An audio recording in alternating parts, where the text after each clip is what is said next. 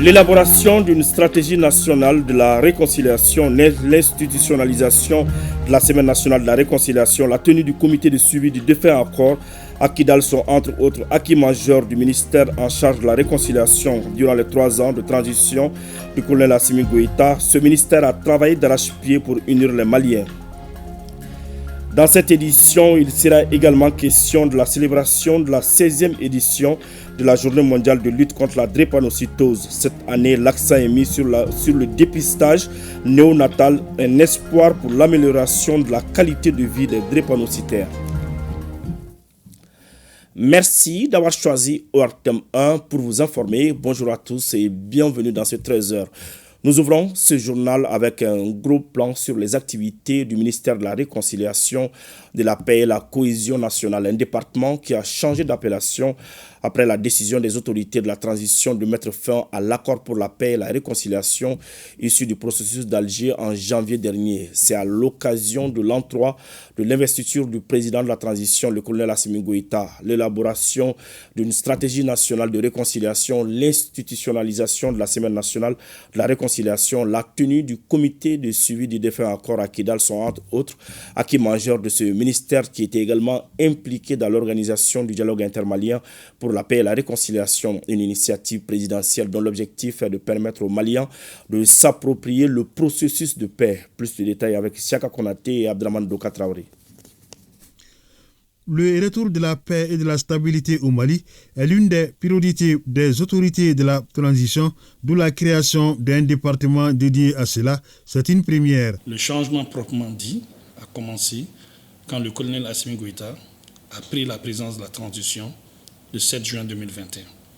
De ce jour à aujourd'hui, soit 3 ans après, il y a beaucoup d'activités d'action qui se sont passées au niveau du Mali, tant en termes de réforme, mais aussi en termes de refondation. Et le ministère de la Réconciliation n'est pas resté en reste. Donc, déjà le premier changement fort, c'était le changement même du nom du département. Initialement, c'était le ministère de la Réconciliation nationale.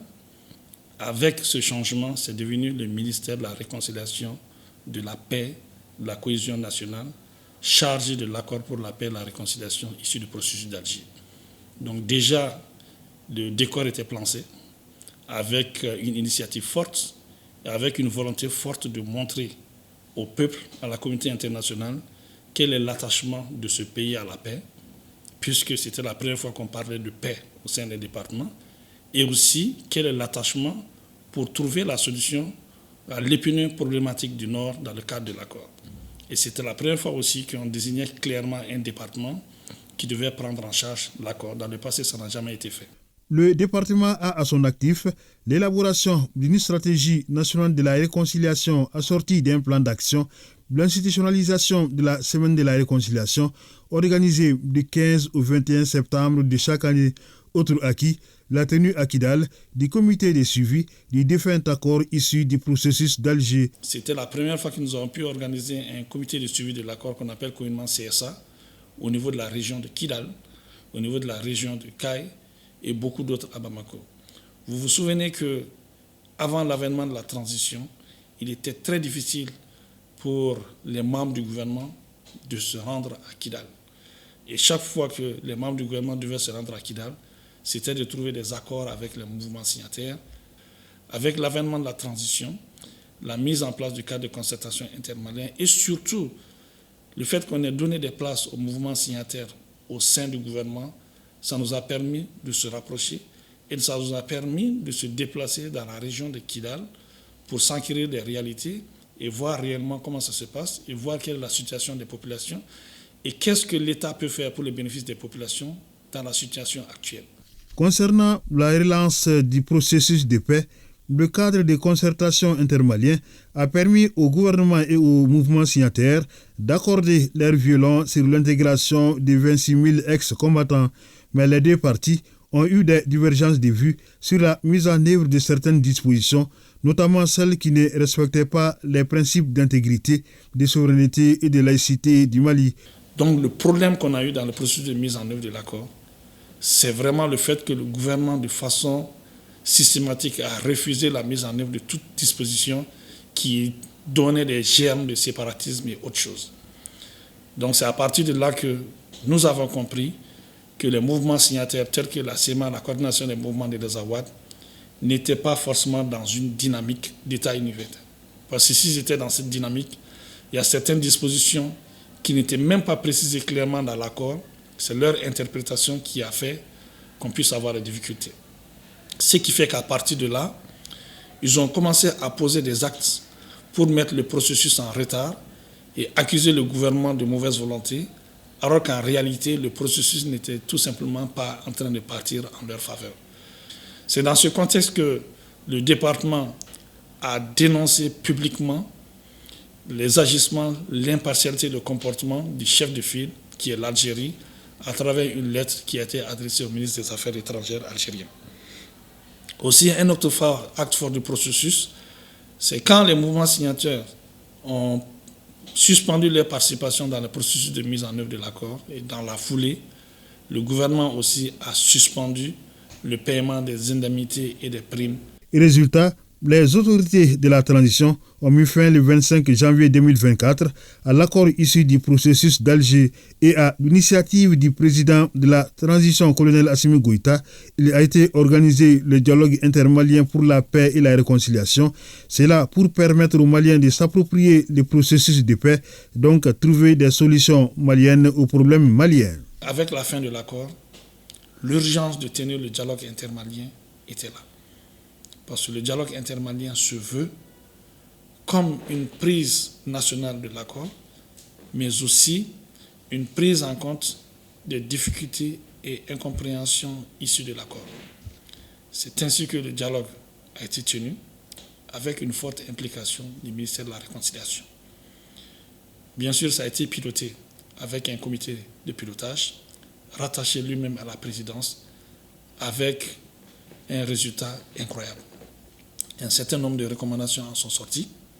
Et parmi les recommandations, le ministère de la Réconciliation a une grande partie des recommandations. Et la plupart de ces recommandations s'inscrivent dans le cadre de la suite de l'accord.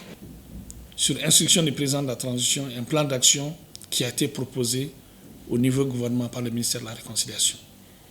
Maintenant, le gouvernement a pris en charge pour que ces plans d'action soient partagés entre les différents ministères et que chaque ministre puisse s'en inspirer, se l'approprier et sortir. En ce moment, ce sera un plan d'action intergouvernemental. Le département en charge de la réconciliation a pu gérer avec tact le cas des déplacés de Kidal qui se sont enfuis après l'entrée des FAMA dans cette ville le 14 novembre 2023. Il y a un certain nombre de populations qui ont quitté la ville sur pression des groupes, des mouvements signataires, en disant qu'il y aura des dommages collatéraux suite à d'éventuels affrontements entre les FAMA et les groupes terroristes et affiliés. Donc, à l'issue de cette prise, le ministère de la Réconciliation a mis en place une stratégie pour le retour des déplacés, de ces déplacés-là. Et il y a un certain nombre de communiqués, 2 qui ont été émis pour qu'on puisse inviter les populations à revenir. Et aujourd'hui, cette stratégie est en train de fonctionner, en étroite collaboration avec le gouverneur de Kidal, le général Gamou, que je félicite et je remercie ici pour la qualité du travail qu'il mène sur le terrain. Donc, on commence à avoir des résultats parce qu'il y a une grande partie des populations qui commencent à revenir. Et le ministre Ouagué de lancer un appel aux Maliens, aux groupes armés et partenaires, à s'inscrire désormais dans la dynamique de la paix et de la réconciliation nationale. J'aimerais quand même profiter de ce micro pour inviter tous les anciens membres des mouvements signataires ou tous les membres des anciens mouvements signataires et puis les membres d'autres groupes armés, terroristes et autres, à s'inscrire dans une dynamique de réconciliation telle que recommandée, prônée par le dialogue intermalien. J'invite également tous les Maliens impliqués dans les groupes terroristes à déposer les armes. Il est temps de déposer les armes, de revenir et à s'inscrire dans un processus de paix et de la réconciliation qui est en marche.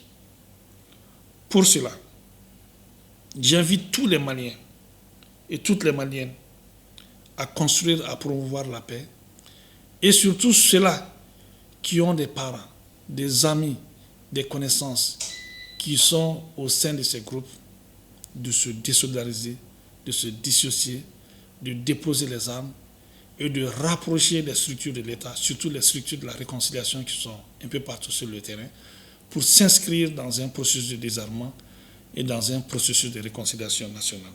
Les perspectives concernent entre autres l'application diligente des recommandations du dialogue intermalien, l'élaboration et la mise en œuvre du programme national DDR, la réforme de la mission d'appui à la réconciliation nationale.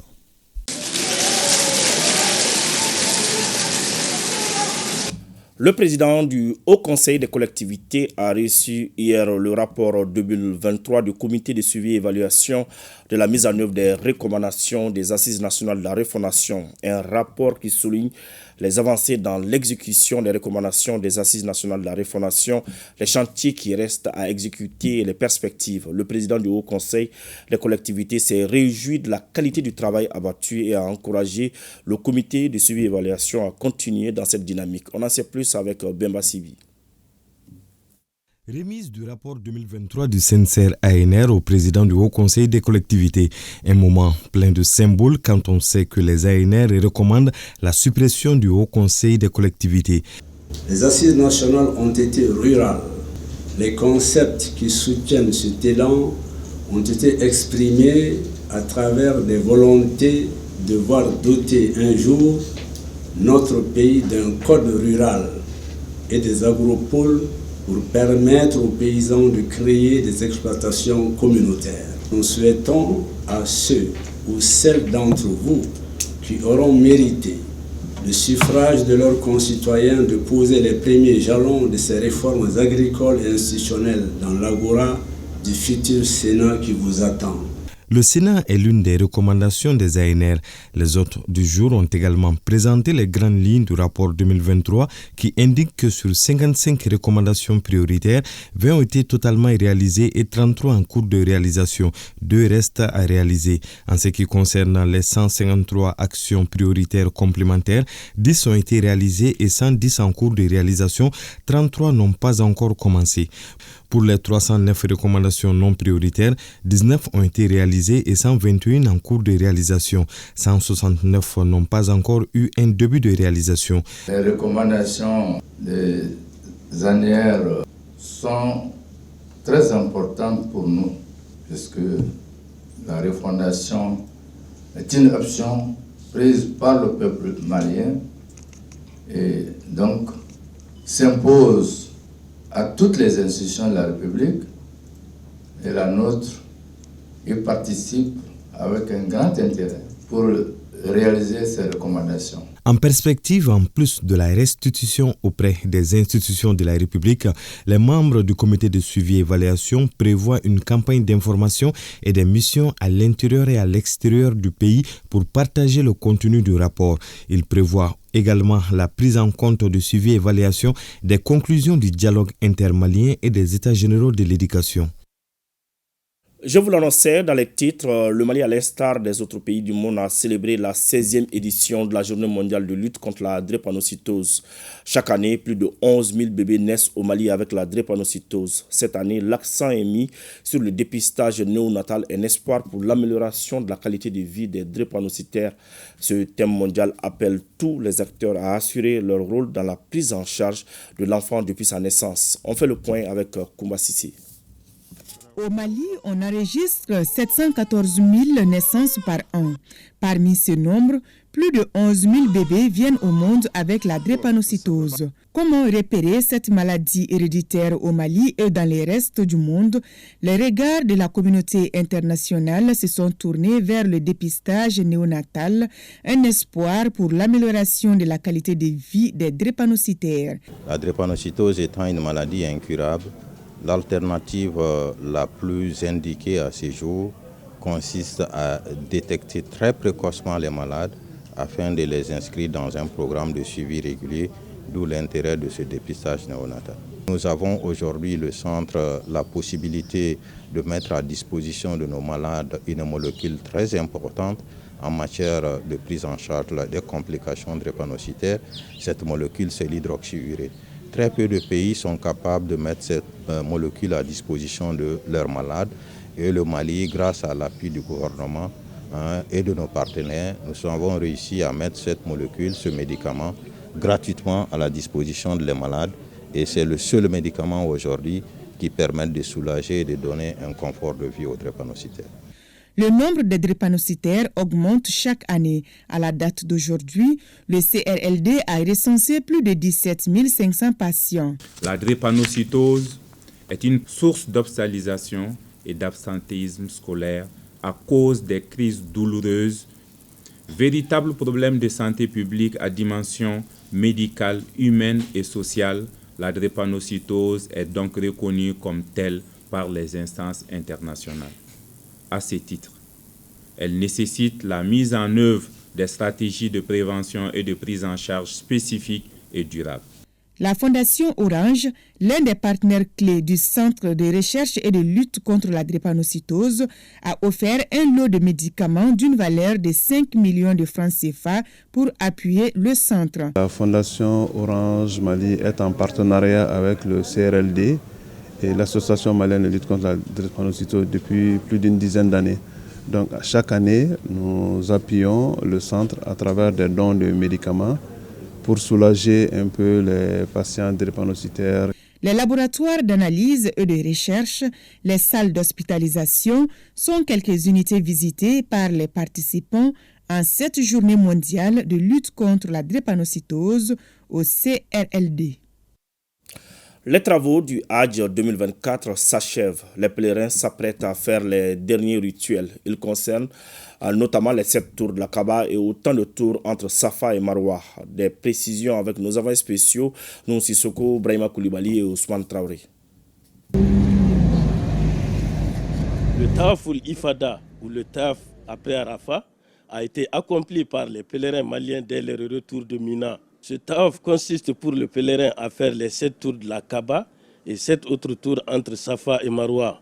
C'est un pilier du pèlerinage pratiqué dans la mosquée sacrée de la Mecque ou Masjid al-Haram. Le Hajj se compose de 3 piliers. Le premier pilier de Hajj, c'est prendre l'intention, ce qu'on appelle Ihram. Et le deuxième pilier de Hajj, c'est le stationnement dans la zone de Arafat. Le dernier pilier de Hajj, c'est faire les tawaf et les tours de Safa et Marwa. Par la grâce d'Allah subhanahu wa ta'ala, après le séjour de 2 jours à Mina, on est arrivé à Makkah par la grâce d'Allah et on a pu faire les tours de la Kaaba tawaf, ce qu'on appelle tawaf de Hajj. Tawaf al-Ifada, c'est le tawaf de Hajj et les tours de Safa et Marwa. Tous les pèlerins ont pu accomplir ces rituels dans la bonne condition par la grâce d'Allah subhanahu wa ta'ala. Le dernier rite auquel le pèlerin est soumis, c'est le Tawaf Wada'a ou Tawaf d'au revoir. Ce tawaf est programmé selon les vols, car si on a fini de faire ce tawaf-là, on doit quitter Makkah directement. Le prophète paix et salut sur lui nous a recommandé dans un hadith que quiconque vient à la Makkah et il a voulu quitter la ville, qu'il ne quitte pas la ville sans faire le tour de la Kaaba. C'est ça qu'on appelle Tawaf Hajji ou Tawaf de revoir. Et par la grâce d'Allah, tout s'est passé dans les normes et on a pu tout respecter. Je prie à Allah subhanahu wa ta'ala qu'il accepte les vivres et qu'Allah exauce tous nos prières. Ainsi prend fin le Hajj 2024 et le cap est mis sur celui de 2025 par les autorités saoudiennes. La présidente de l'association Femmes Faro offre de la viande à certaines couches défavorisées de Koulikoro et environ. Au total, ce sont 36 bœufs et une dizaine de moutons qui ont été abattus et distribués. Le compte rendu est signé Djema Moussa Konati. Au total, ce sont 36 bœufs et une dizaine de moutons que l'association Femmes Faro, en collaboration avec une personne de bonne volonté, a abattu et distribué aux personnes en situation difficile à l'occasion de la fête de Tabaski. Un geste qui a tout son sens. Il y a des personnes diminuées à Koulikoro ici, beaucoup même. Et les personnes, les femmes veuves, les personnes handicapées physiques de toutes sortes. Il y a les enfants orphelins. Donc c'est pour aider tous ces gens-là. Je suis venu superviser l'opération de distribution de viande. Ça se passe bien. Je suis satisfait de la bonne organisation. Koudeja se soucie des autres à travers cette activité. Sourire aux lèvres, les bénéficiaires apprécient à sa juste valeur cette action de générosité de la présidente de l'association Femmes Faro. Parce que même chez moi, il y a des femmes veuves qui n'ont pas de moyens pour payer le mouton. Vraiment, ça nous va droit bien au cœur, vraiment. Je lance un cri de cœur à toutes les bonnes volontés que ce geste-là, c'est symbolique. Ce geste était commensurable, surtout à l'occasion de la fête de Tabaski. Il y a beaucoup d'entre nous qui n'ont pas eu de mouton. Nous apprécions beaucoup ce geste de bonne volonté. Les bénéficiaires sont venus de 6 villages et de la ville de Koulikoro. De telles initiatives doivent se multiplier à travers la région pour apporter du sourire aux plus nécessiteux. Fin de ce journal. Merci de l'avoir suivi. Bonne suite de programme sur ORTM 1.